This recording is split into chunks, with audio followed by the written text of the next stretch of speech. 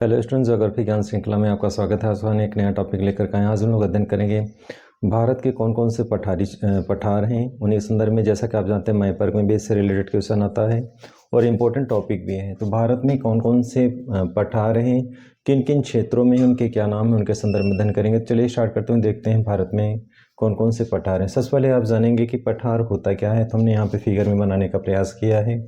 सबसे पहले आप देख रहे हैं यहाँ पे कि पर्वतीय क्षेत्र है, पर्वत है, मैदान है, पठार है। पठार को समझने के लिए इन चीज़ों को, कंडीशन को जानना होगा कि किस तरह से पठार बनता है या कैसे होता है।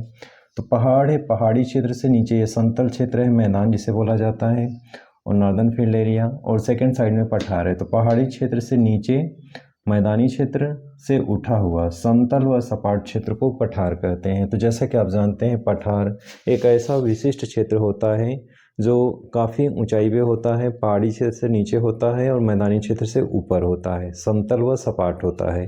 तो इस तरह से पठारी क्षेत्र की विशेषता होती है कि पहाड़ी क्षेत्र से नीचे और मैदानी क्षेत्र से उठा हुआ समतल व सपाट क्षेत्र को पठार कहते हैं। तो ये समतल क्षेत्र आपको दिख रहा है, मैदानी क्षेत्र से उठा भी है।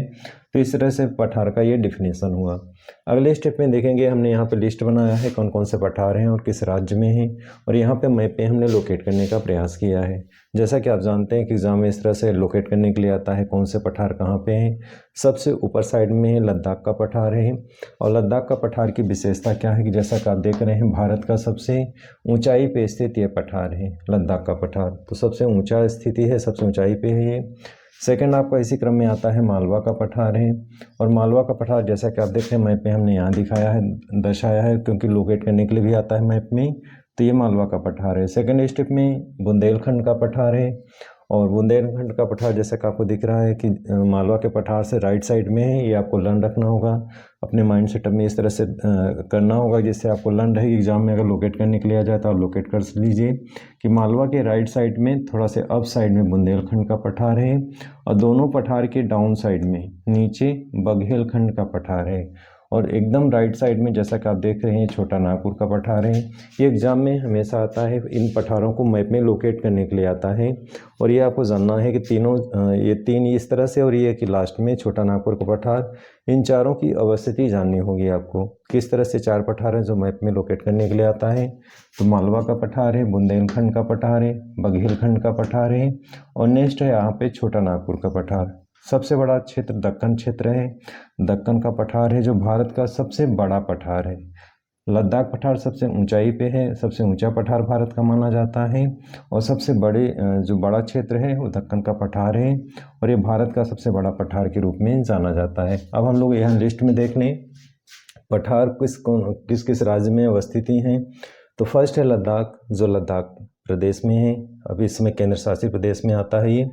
दूसरा है मालवा का पठार जो मध्य प्रदेश और दक्षिणी पूर्वी राजस्थान के अंतर्गत आता है। नेक्स्ट बुंदेलखंड का पठार जो उत्तर प्रदेश और मध्य प्रदेश कंबाइंड रूप से है।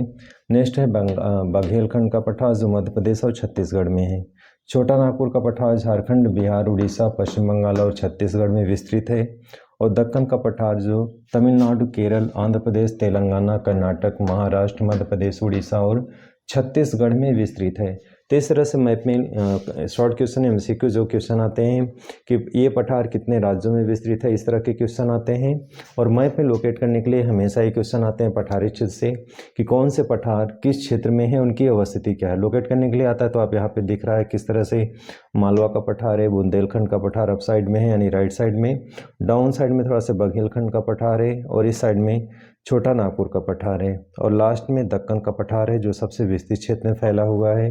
तो इस तरह से इंपॉर्टेंट फैक्ट था, बहुत ही महत्वपूर्ण है ये टॉपिक, और एग्जाम में हमेशा इससे रिलेटेड क्वेश्चन आते हैं। तो इस तरह से आज की वीडियो में आपने अध्ययन किया कि पठार होते क्या हैं और भारत में उनकी क्या अवस्थिति है, किन किन राज्यों में विस्तृत है। तो ये आज का बहुत ही महत्वपूर्ण टॉपिक है।